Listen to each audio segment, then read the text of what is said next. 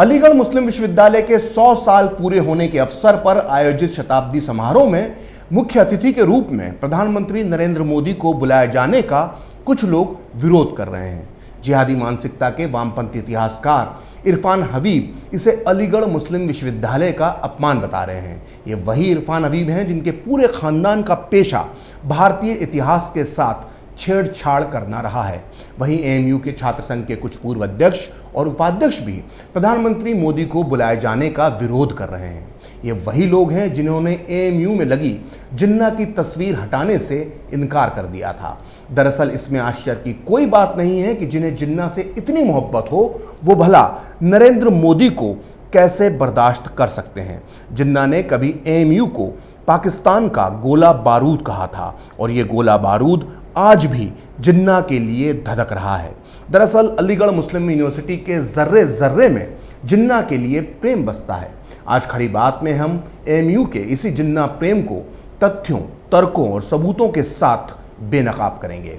आज जिस एएमयू में मोदी के मुख्य अतिथि बनने का विरोध हो रहा है, लेकिन वहां कभी जब जिन्ना आते थे तो पूरा एएमयू पलक पावड़े बिछाकर उनका स्वागत करता था। ये बात मैं नहीं कह रहा, बल्कि ये बात लिखी है यास्मीन खान ने अपनी इस किताब में, जिसका नाम है the great partition, the making of India and Pakistan, जिसका हिंदी अनुवाद इस वक्त मेरे हाथ में है और इसका नाम है विभाजन, भारत पाकिस्तान का उदय। आपकी जानकारी के लिए बता दूं कि यास्मीन खान का आरएसएस से दूर दूर तक कोई संबंध नहीं है। वो ब्रिटिश मूल की पाकिस्तानी नागरिक हैं और वो ऑक्सफोर्ड में पढ़ी हैं। और उनकी इस किताब को, जो इस वक्त मेरे हाथ में है, इसे ब्रिटेन की प्रतिष्ठित रॉयल हिस्टोरिकल सोसाइटी ने ग्लैडस्टोन अवार्ड से सम्मानित किया है। अब सुनिए यास्मीन खान अपनी इस किताब के पेज नंबर 39 से लेकर 41 तक क्या लिखती हैं। वो लिखती हैं कि दूसरे विश्व युद्ध से ही मुस्लिम लीग और पाकिस्तान के ज़बरदस्त समर्थक के रूप में अलीगढ़ मुस्लिम यूनिवर्सिटी की पहचान होती थी और यही इसकी खूबी थी। जिन्ना द्वारा एएमयू को पाकिस्तान का शस्त्रागार कहा गया था और इसके छात्र पाकिस्तान समर्थक विचार को धार देते रहते थे। बाद में इन छात्रों ने पाकिस्तान बनने का श्रेय भी लिया। 1946 में जब जिन्ना और लियाकत अली अलीगढ़ आए तो उनका अभूतपूर्व स्वागत किया गया। एएमयू के छात्रों ने जिन्ना और लियाकत अली को कंधे पर उठा लिया था और उनके स्वागत में खूब पटाखे फोड़े गए। 1946 में मुस्लिम लीग के चुनाव में जीतने के बाद एएमयू के कैंपस में पाकिस्तान के नाम का उन्माद छा गया था। तो सुना आपने जिन्ना के आने पर एएमयू में कैसे ईद मनाई जाती थी और मोदी के सिर्फ वर्चुअली आने पर इनको मिर्ची लग रही है। अब आगे सुनिए। 1947 के दौर में अलीगढ़ मुस्लिम यूनिवर्सिटी के छात्र सिर्फ जिन्ना से मोहब्बत ही नहीं करते थे, बल्कि पाकिस्तान को पाने के लिए अलीगढ़ में वो दंगे भी करवाते थे। जी हाँ, 1946 में अलीगढ़ में हुए खूनी दंगे की शुरुआत एएमयू के छात्रों ने ही की थी। यास्मीन खान ने अपनी इस किताब the great partition, the making of India and Pakistan में लिखा है कि अलीगढ़ के गैर मुस्लिम लोग यानी हिंदू शहर के बिगड़ते हालात से परेशान होने लगे थे। शहर के हिंसक माहौल के बीच एएमयू के छात्रों के उत्पात से लोगों में डर पैदा हो गया था। इसी बीच एक बाजार में एक हिंदू व्यापारी से कपड़ा खरीद रहे अलीगढ़ यूनिवर्सिटी के छात्रों की बहस हो गई। इसके बाद दुकान में आग लगा दी गई, जिसमें 4 लोग जिंदा जलकर मर गए। शहर का ये पूरा बाजार पूरी तरह राख हो गया।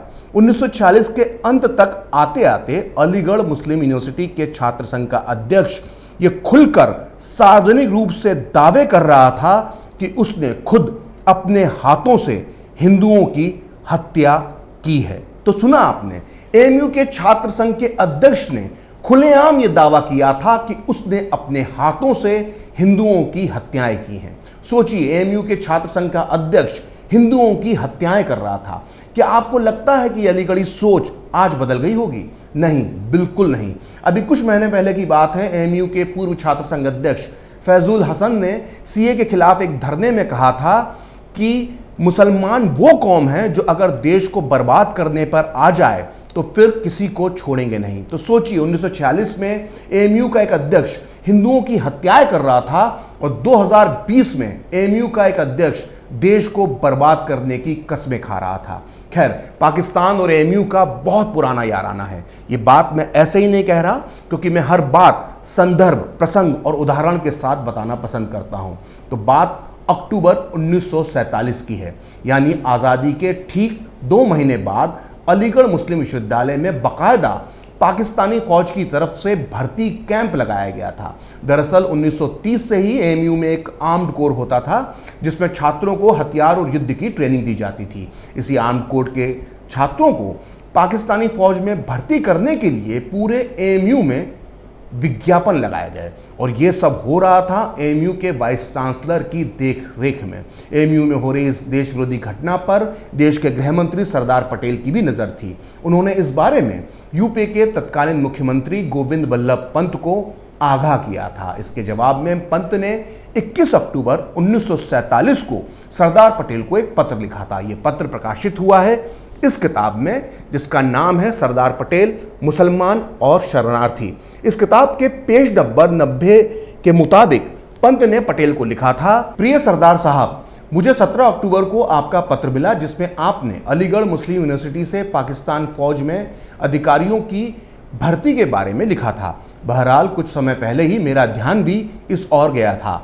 पाकिस्तानी फौज में भर्ती के लिए एएमयू के वाइस चांसलर को पाकिस्तानी सेना के मुख्यालय ने एक पत्र भेजा था। इस पत्र पर एक्शन लेने के लिए वाइस चांसलर ने एएमयू के कैप्टन एसएम अली को जिम्मेदारी सौंपी थी, जिसके बाद कैप्टन अली ने एएमयू के छात्रों को बुलाया और पाकिस्तानी फौज के लिए आवेदन देने के लिए कहा।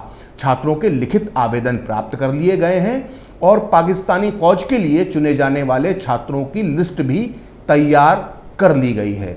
इन दस्तावेजों की प्रामाणिकता पर सवाल नहीं उठाए जा सकते हैं। बहरहाल मैंने कलेक्टर को एएमयू पर एक्शन लेने के लिए बोल दिया है। साथ ही मैंने एएमयू को चेतावनी भी दे दी है। जब पाकिस्तानी सेना अलीगढ़ मुस्लिम विश्वविद्यालय में भर्ती कैंप लगा रही थी, तब ठीक उसी वक्त उसने कश्मीर पर भी आक्रमण किया था। एएमयू की इस करतूत पर गोविंद बल्लभ पंत 21 अक्टूबर 1947 को सरदार पटेल को पत्र लिखते हैं, और इसके ठीक अगले दिन 22 अक्टूबर 1947 को पाकिस्तान कश्मीर पर आक्रमण कर देता है। सोचिए, आज़ादी के ठीक बाद एएमयू में कितनी बड़ी साजिश हिंदुस्तान के खिलाफ रची जा रही थी। अलीगढ़ मुस्लिम विश्वविद्यालय के छात्रों की भर्ती कश्मीर पर हमला करने के लिए की जा रही थी। शायद इसीलिए जिन्ना ने इन्हें पाकिस्तान का गोला बारूद कहा था। मेरी बात कुछ अलीगढ़ियों को बुरी लग सकती है, इसलिए अब मैं आपके सामने एक ऐसे व्यक्ति के विचार लेकर आ रहा हूं जिसकी धर्मनिरपेक्षता पर कोई सवाल नहीं उठा सकता। भारत के मुसलमान आज़ादी के बाद उस व्यक्ति को अपना सबसे बड़ा रहनुमा मानते हैं। मैं बात कर रहा हूं देश के पहले प्रधानमंत्री जवाहरलाल नेहरू की। नेहरू अलीगढ़ मुस्लिम यूनिवर्सिटी की विचारधारा पर क्या विचार रखते थे, ये जानना हम सब के लिए बहुत ज़रूरी है, और वो विचार मुझे मिले हैं इस किताब में, जिसका नाम है डिस्कवरी ऑफ इंडिया, जिसे लिखा था खुद जवाहरलाल नेहरू ने। नेहरू अपनी इस किताब के पेज नंबर 403 पर लिखते हैं, अलीगढ़ मुस्लिम यूनिवर्सिटी की परंपरा राजनीतिक और सामाजिक दोनों ही नज़रों से दकियानूसी थी। एक के बाद एक अंग्रेज प्रिंसिपलों के अंदर रहकर यहाँ अलगाववाद और देश के खिलाफ रुझान पैदा हो गया। यहाँ के विद्यार्थियों के सामने सरकारी नौकरियां पाने का खास मकसद रखा गया। ऐसे में यहाँ देशभक्ति और बगावत की गुंजाइश ही नहीं थी।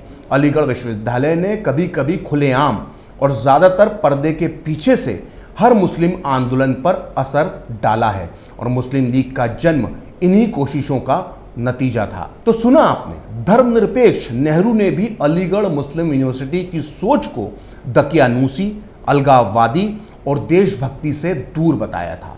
मुझे पूरा भरोसा है कि जवाहरलाल नेहरू के विचार जानने के बाद वामियों, लिबरल और जिहादी सोच वालों को झटका लगा होगा।